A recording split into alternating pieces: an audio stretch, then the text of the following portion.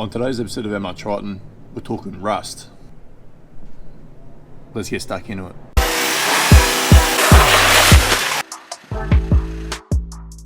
So as you can see, I am currently underneath my car, getting a bit of a look at the current state of affairs. With 18,000 kilometres, many thousands of those kilometres have been off-road. Now with this vehicle I do a fair bit of highway, a fair bit of short trips as well, and a hell of a lot of off-roading.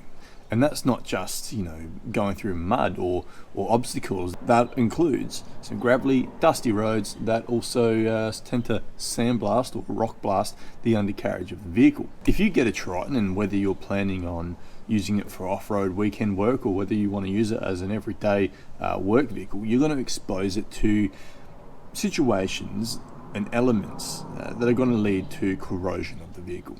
Whether you're off-roading like I have been, maybe you get put in a situation like I did where you've got no choice but to go through a saltwater crossing. Perhaps you go to a job site each day and you have to drive on some dirt and mud, and you don't necessarily have time to hose down your vehicle every day. Things are going to start to corrode.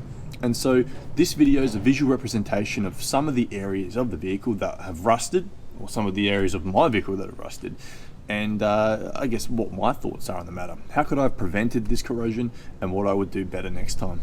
Let's have a look. So in some of the off-roading that I've done, you can see the diff, for example, a couple gouges hanging out of it, fair bit of surface rust here. This is not exactly deep damage, deep pitting and that sort of stuff, but I've definitely put this through its paces, and at times probably damaged it a bit more than I should have. Probably should have taken a better line. But as you can see, this is essentially fully exposed to corrosion and the elements. What I should do under here really is give it a good clean with a sponge and soapy water, rinse that all off, dry it all out, and give it a bit of a paint just to prevent any further corrosion. Some of the areas underneath the vehicle don't appear to have been rust protected whatsoever. So here we have our shaft or drive shaft, prop shaft, whatever you want to call it. We've got our rear diff, and we've got a spacer plate here, whatever you want to call it. That doesn't appear to have had any kind of protective coating upon it whatsoever, and so it has rusted. As you can see, surface rust, it's not going to go anywhere, but even still, a little bit of extra effort by Mitsubishi, paint it with something, and it's going to hold up a lot better, look a lot better, and age a lot better. That said, where they have actually rust protected the vehicle, it's not necessarily held up all that well. You can see all over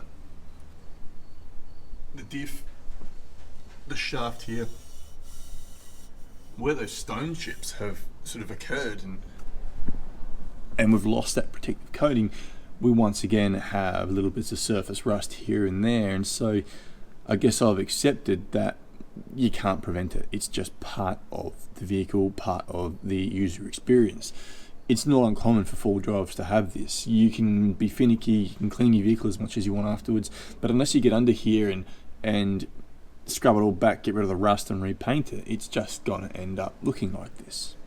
I'm curious whether other MR Tritons out there look this way that have done similar work to what I've done. But that's just something to be aware of when you are considering buying one of these vehicles. The rust protection isn't all that great. Then again, 100 to 80 k's an hour off-road, stone flicks up and hits it. What can you really do about it? Not a whole lot, I imagine. And again, more random rusty bits all over the place. Now in my what I decided about the MR Triton video, I talked about thin paint. Paint on these cars is quite thin in various areas.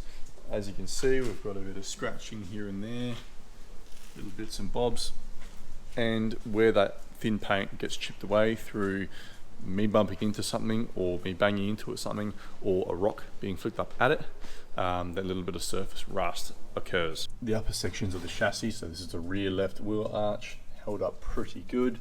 Random stone chip going on here, don't know what that was from, but a bit of corrosion going on there. What I'd like to see a fair bit more of is some kind of a vulcanized rubber or protective layer on the chassis and underbody of four-wheel drive vehicles.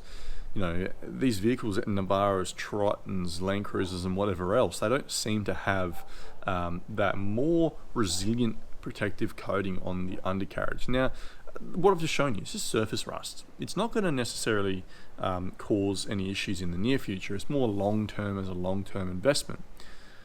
If these vehicles had a Raptor coat, for example, or something similar, and there are products out there that exist that I think auto manufacturers use as a rust protectant, as an extra that you can buy when purchasing a vehicle. Look at the build that Shauno from Full Drive 24/7 did with his Dirty 30. He covered the chassis in Raptor coat, which I think is a pretty good idea. If it holds up, that's a chassis that's in great shape. Why don't they do that with these vehicles that they manufacture these days for off-road? I guess they figure for the most part these utes are going to be used more for trade work, perhaps. These SUVs like Land Cruisers and Patrols are probably more of a soccer mum car, and they don't really picture or envisage the need to rust protect it as much as they really should. But what I would like to see is a bit more of that sort of stuff. There's more rust here from putting this bash plate through its paces, which is good. It's being used. These components here, rust. CV, surface rust, but that's obviously a replaceable component, so that's not a big issue. But all of it here, look at this. Right up here in our steering arms, in our chassis, these areas. What do I do about this?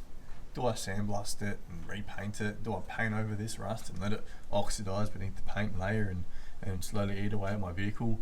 If I keep using this vehicle in the same way that I currently am, what's it going to look like in 10 years time? These are the things I ask myself. You know, chassis rust is not something that is something to be desired or sought out. Now, underbody rust, that's one thing. That's sort of to be expected. I made a horrible mistake when I was put in a position where I had no choice but to do a saltwater crossing. And that is something that I've been paying for ever since. And so if you're ever in a situation, avoid saltwater crossings like the plague. It made good footage. It was a fun experience. I nearly drowned my engine, and the engine looks worse for wear now. As I've shown you previously in other videos, surface rust, anything that was exposed to that salt water on that day has corroded. It's not going to look very good in a couple of years' time, that's for sure. But aside from that, the vehicle's held up pretty good. I have no complaints really. It's a good vehicle, and it's a lot of my issues. It's things I've done that have caused this kind of corrosion. My actions cause the corrosion in the engine bay. So let me know in the comment section below what you think of the rust situation on this vehicle here. You know, my driving has caused a lot of this corrosion to occur. If I only ever drove it on the road, then obviously the stone chips wouldn't have occurred, there wouldn't be scratches on the underbody, and therefore the rust wouldn't occur because the protective coatings would still be on there. Should a vehicle that's designed to go off-road hold up better than it has? That's for everyone to have their personal opinion of, I think. Mitsubishi have done a good job with the off-road performance of the vehicle. I personally would like to see more off-road vehicles with a more hardy, sturdy protective layer on the chassis and such, but I doubt it's going to happen anytime soon. As always, hope you've enjoyed the video. Comments down below. Make sure you check in what you think of the situation, whether you've had good or bad experiences or similar experience to what I've had. And as always, like, share, subscribe. We'll see you in the next one.